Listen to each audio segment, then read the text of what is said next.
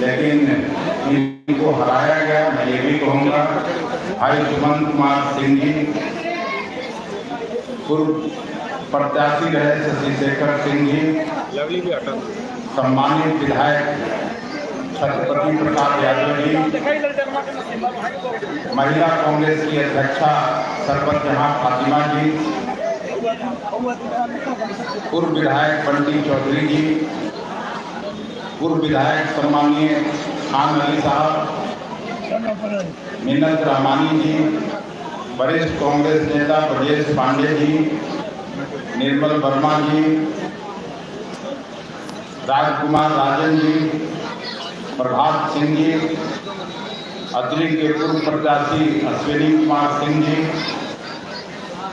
केशवा की सम्मानित विधायिका श्रीमती नीतू सिंह जी,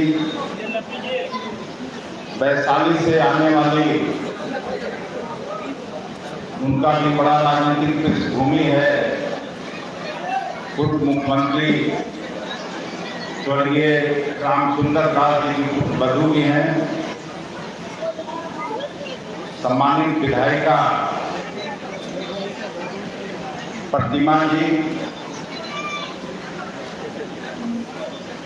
कांग्रेस पार्टी के और मेरे साथ लगातार मंदार पर्वत से पटना तक की यात्रा में अनवरत शामिल भाई संतोष कुशवाहा जी, भाई रंजीत सिंह जी, विनय सिंह जी,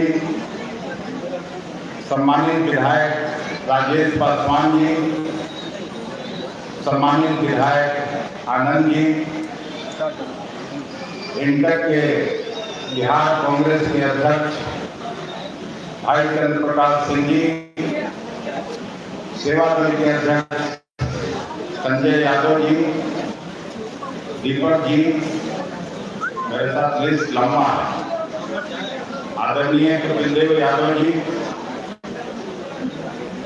कमलदेव शुक्ला जी जो सिवान से आए हैं, प्रद्युमन राय जी हम लोग के पुराने साथी हैं, ये भी सिवान से आए हैं, छोटू सिंह जी, पटना ग्रामीण के अध्यक्ष आशुतोष शर्मा जी, अविनाश कुमार सिंह जी, वसीम अहमद जी, अबू तमीम साहब, समस्तीपुर जिला कांग्रेस कमेटी के अध्यक्ष, औरंगाबाद जिला कांग्रेस कमेटी के अध्यक्ष पप्पू जी, जहानाबाद जिला कांग्रेस के कमेटी के अध्यक्ष गोपाल शर्मा जी, नवादा जिला कांग्रेस कमेटी के अध्यक्ष भाई मंडन सिंह जी, पीछे बैठे कांग्रेस नेत्री श्रीमती लीता सिंह जी,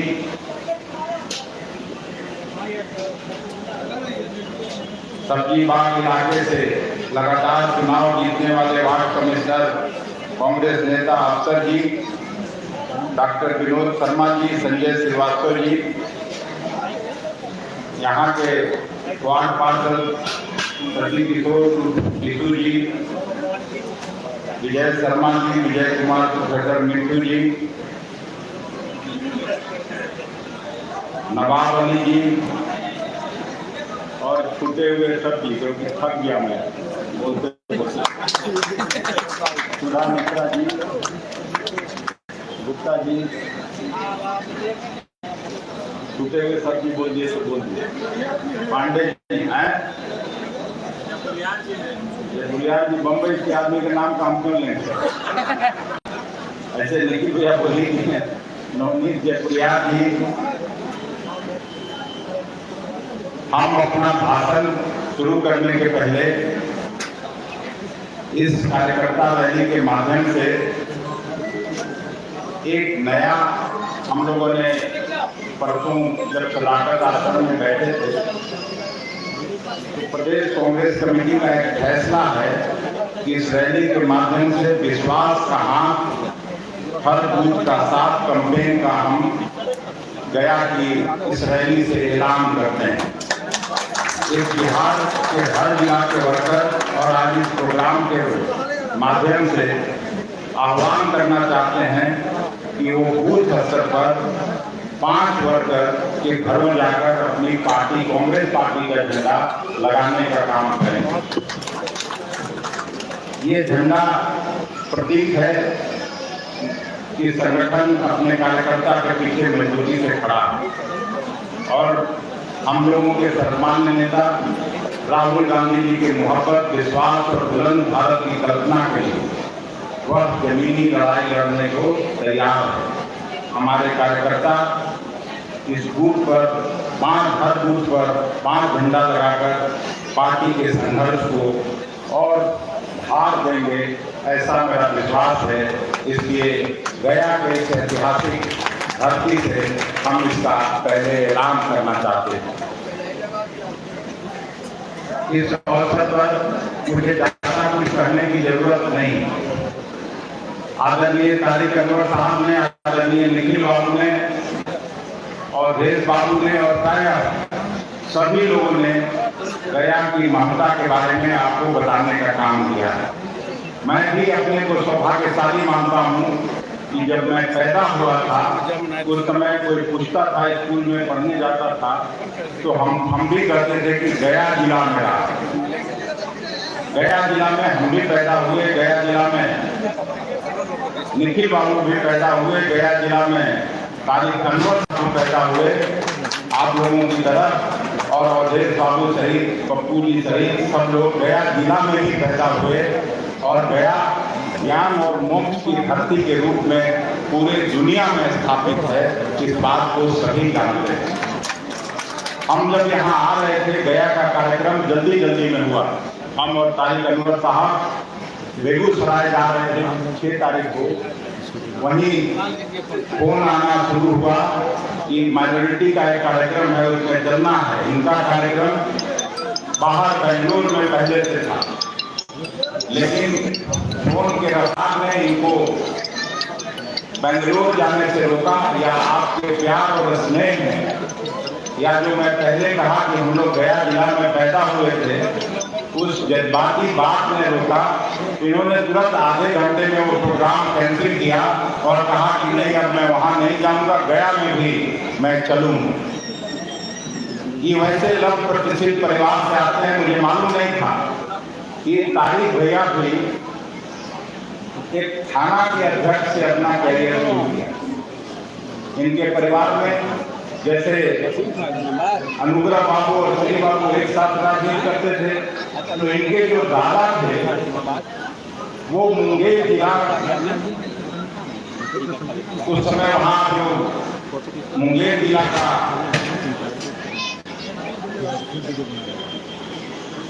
डिस्ट्रिक्ट बोर्ड के चेयरमैन होते थे और श्री बाबू उनके डिप्टी चेयरमैन हुए और इनके घर से उन्होंने राजनीति की पाठशाला शुरू की। फिर बाद में सब लोग उस इतिहास को जानता है, लेकिन मुझे नहीं मालूम या कई लोगों, कई साथियों को नहीं मालूम होगा कि तारिक साहब भी प्रखंड अध्यक्ष और थाना अध्यक्ष से अपना पॉलिटिकल कैरियर उन्होंने शुरू किया था। इसकी जरूरत है जिनको थी नहीं, लेकिन हम लोगों को बहुत कुछ सीखने की जरूरत है। मैं हमेशा जब से कांग्रेस का अध्यक्ष बन के आया, ये जो राजेंद्र आश्रम आजकल हम लोगों के बीच में बैठा नहीं, पता नहीं क्यों इस तरह का मान बात नहीं आती है मन में। हम लोग क्यों नहीं उस तरह से सोचते हैं। जो भी जमीन दान किया, कहीं श्री बाबू को दान में मिला, यहाँ की जमीन पता चला कि अनुग्रह बाबू ने दान के रूप में दिया था, जो राजेंद्र आश्रम के रूप में जहाँ हम लोग ये कार्यक्रम कर रहे हैं। पटना में कई बीघा जमीन दान किया अनुग्रह बाबू ने। आज हम लोग उसकी भी रक्षा नहीं कर पा रहे। अभी जहानाबाद का दफ्तर देखा, गोपाल शर्मा का आते समय हम लोग 2-3 फ्लोर ऊपर जाके चढ़े। तारिक साहब, हम लोग कोई ऐसा आदमी क्यों नहीं जहानाबाद में मिलता है जो 2 कट्ठा जमीन लेते कांग्रेस दफ्तर के लिए। वहां से यहाँ आते आते 50-60 तोरण द्वार बनाए गए हम लोगों का उत्साह बढ़ाने के लिए। हर जगह कार्यकर्ता फूल माला लेके दौड़ रहे थे हम लोगों का उत्साह वर्धन के लिए। लेकिन कोई कार्यकर्ता साथी जिसको थोड़ी जमीन हो, इस तरफ भी ध्यान देना चाहिए। हम लोगों के पुरखों ने जो किया पार्टी के लिए, पार्टी और लीडर को हमेशा माँ बाप के जैसा समझना चाहिए, कभी पार्टी आगे बढ़ेगी। मैं इस बात को बखूबी जानता हूं, समझता हूं। आप सभी जानते हैं मेरा पृष्ठभूमि निखिल भैया वाला नहीं है। ये तो खुद भी मेरे साथ एमपी हुए थे 2004 के लोकसभा में। उसके पहले इंडियन पुलिस सर्विस में और दिल्ली के कमिश्नर के रूप में सब लोग इनकी चर्चा करते हैं, जो भी दिल्ली को थोड़ा बहुत जानते हैं। तारिक साहब वाला भी नहीं है। इनके दादा, इनके पिताजी साहब उमैर साहब, जिसका जिक्र हुआ गया जिला के अध्यक्ष भी रहे कांग्रेस कमेटी के। मैं तो एक छोटा सा किसान परिवार से आने वाला व्यक्ति हूँ, जिसको राहुल जी ने खड़गे साहब ने अध्यक्ष बना दिया। एक छोटा हैसियत का एक छोटा कार्यकर्ता, इसलिए मैं आपकी कठिनाइयों को भी अच्छी तरह समझता हूँ कि आपको कितना परिश्रम करना पड़ता है, किस तरह से पोस्टर बैनर बनाने में लोगों से सहयोग लेना पड़ता है। निखिल बाबू जिंदाबाद, और देश बाबू जिंदाबाद, तारिक साहब जिंदाबाद, अखिलेश सिंह भी जिंदाबाद। ये सब करके पहचान बनाने के लिए आप मेहनत करते हैं, बड़ी मशक्कत करते हैं। फिर आगे मालूम नहीं टिकट मिलेगा नहीं मिलेगा, वोट निगम में जगह मिलेगा नहीं मिलेगा, सोचते जागते सब वर्कर यही सोचता है कि हम सरकार में हैं।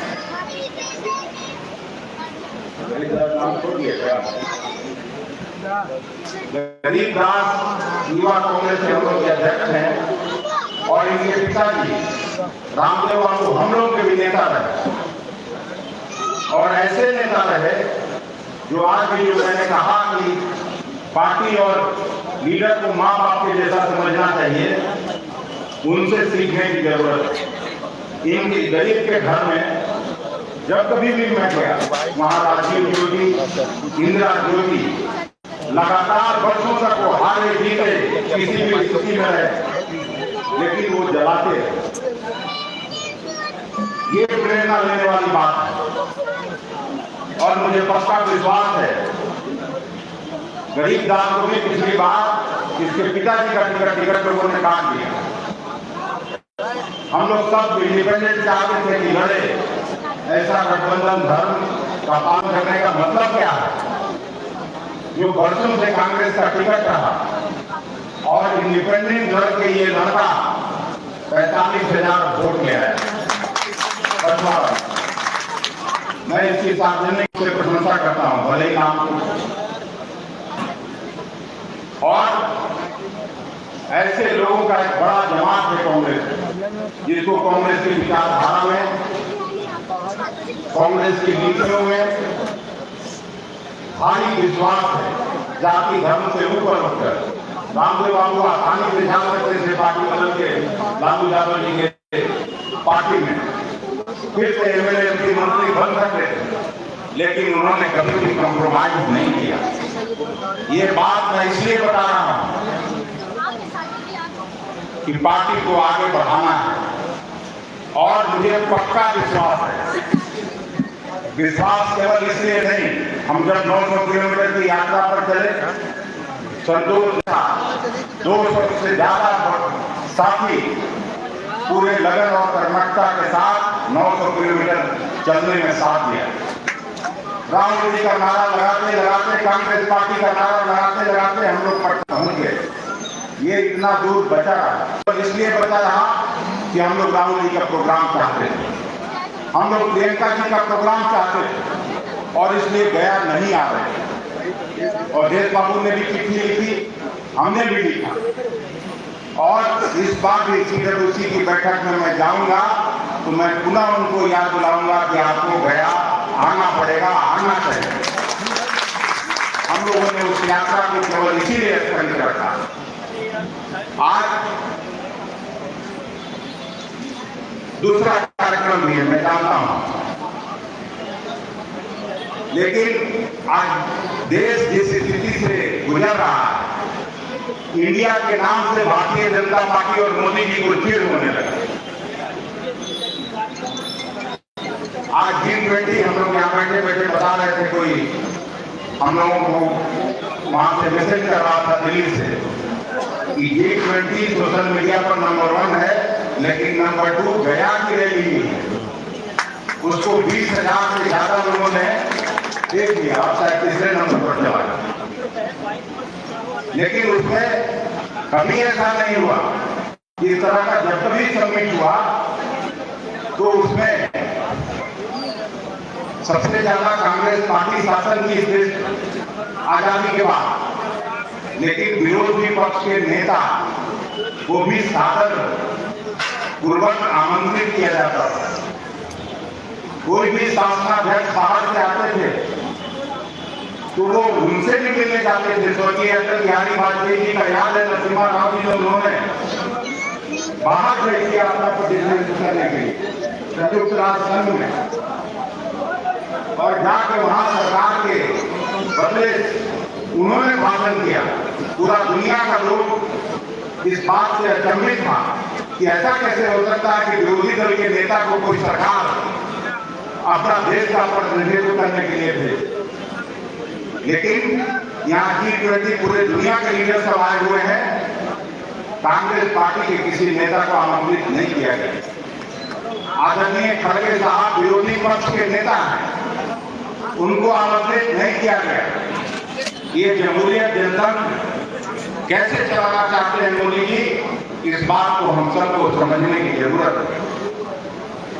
इंडिया से घबराए हुए, संविधान की आत्मा है प्रियम्बुल, हम लोग सब बच्चा में पढ़ते प्रियम्बुल, यहीं से संविधान शुरू होता है। और उसके पहले लाइन में क्या लिखा है सबको याद होगा, अगर थोड़ा बहुत भी याद होगा, we the people of India. बहुत लोग आप पढ़े होंगे, तो यहीं से शुरुआत होता है, पहला लाइन। और इसके अलावा भी अनुच्छेद 1 में भी लिखा है Bharat that is India, Bharat that is India. अब उसको भी बदलने की चर्चा हो रही है, कैसे बदलेंगे भाई? ये भारत दैट इज इंडिया है, भारत ही इंडिया है, भारतीय ही इंडियन है, तो उसको आप कैसे बदलेंगे?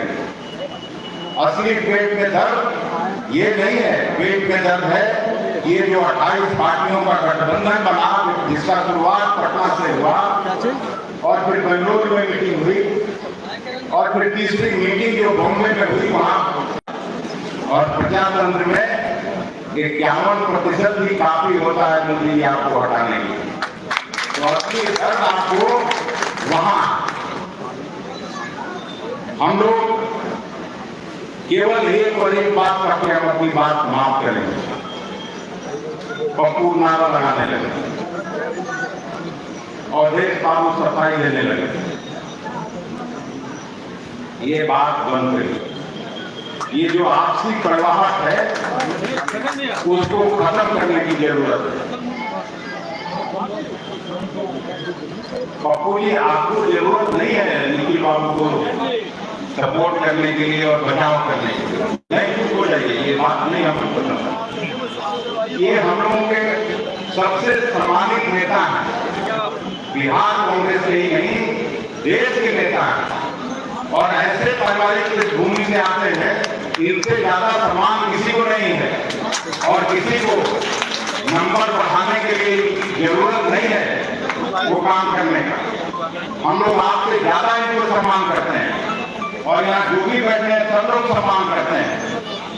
तभी मैंने कहा कि चाहे पटना हो चाहे यहाँ हो, स्वतंत्रता आंदोलन से लेके देश के नवनिर्माण में इनके पुरुषों की भूमिका रही, उसको कैसे कोई भुला सकता है?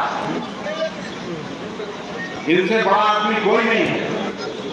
इस बात को सबको समझना पड़ेगा और केवल ये सब आपसी कटुता कड़वाहट बंद करिए।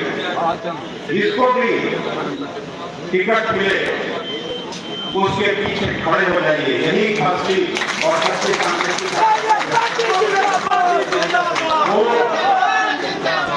चाहे सीट राजद के कोटे में जाए, चाहे सीट माले और कम्युनिस्ट पार्टी के कोटे में जाए, चाहे सीट जनता दल यू के कोटे में जाए, कांग्रेस का एक एक कार्यकर्ता अगर राहुल जी का सचमुच में सिपाही है तो वो सब महागठबंधन के उम्मीदवार को जिताने में उतनी ही महत्वपूर्ण भूमिका का निर्वहन करेगा जितना कांग्रेस के उम्मीदवार को जिताने में भूमिका नहीं तो गलती मटकी जब शुरू करिएगा तो दूसरी पार्टियों से भी होगा, फिर हम लोग को अपेक्षा नहीं करनी चाहिए। और मैं आपको विश्वास दिलाता हूँ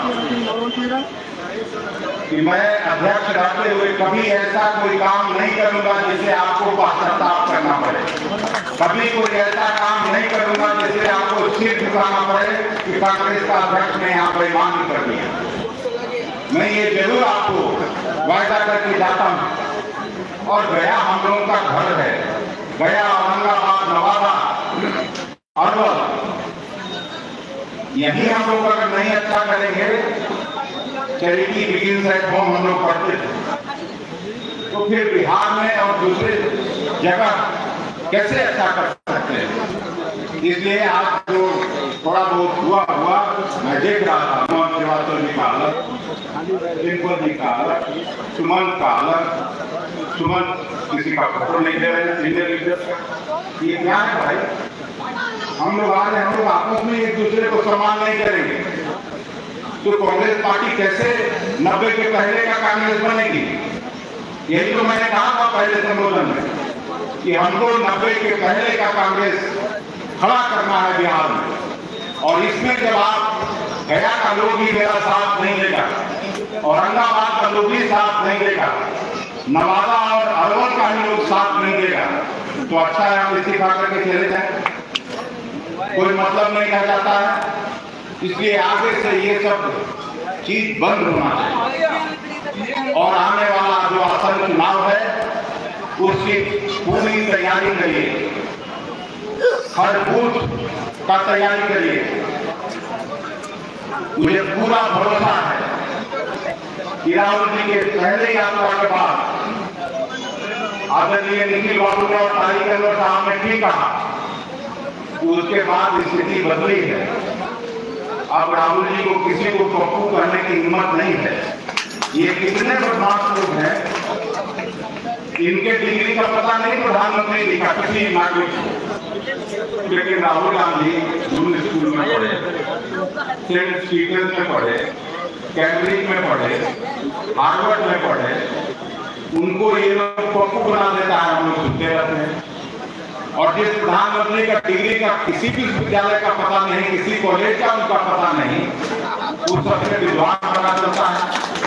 तो इसमें हम लोग को सजग होने की जरूरत है। हर चौक चौराहे चाय की दुकान पर डंडा लेके खड़ा हो जाएगा। आरएसएस का लोग होशियारी से अपनी बात को कहता है, धर्म की बात बढ़ाता है। इनका कोई रोल इस देश की आजादी में नहीं रहा। आजादी की पार्टी है, हम लोगों के पुरखों ने आजादी दिलाई है, हम लोगों के पुरखों ने इस देश को यहाँ तक पहुँचाने का उनका योगदान है। हम किस बात से डिमोक्रेट होने वाले हैं? हम लोगों से ज्यादा किसका योगदान है इस देश में? इसलिए पूरी तैयारी के साथ, पूरी मुस्तैदी के साथ एक और माइनॉरिटी सेल कमेटी में वहां जाना है। और हम लोग भूखे भजन नमूनी को बाबा सुनते थे, गया का लोग भूखे रख दिया 5 बजे तक और लगातार राशन के बिना भाषण करवा रहा है। पुनः मैं गया जिला कांग्रेस कमेटी को और सारे साथियों को हृदय से धन्यवाद देते हैं कि आपने इस तरह का ऐतिहासिक स्वागत, अभिनंदन और उत्साहवर्धन करने का काम किया। आप सबों से मिलने का अवसर पाकर मैं पुनः आप सभी लोगों को धन्यवाद करता हूँ। जय हिंद,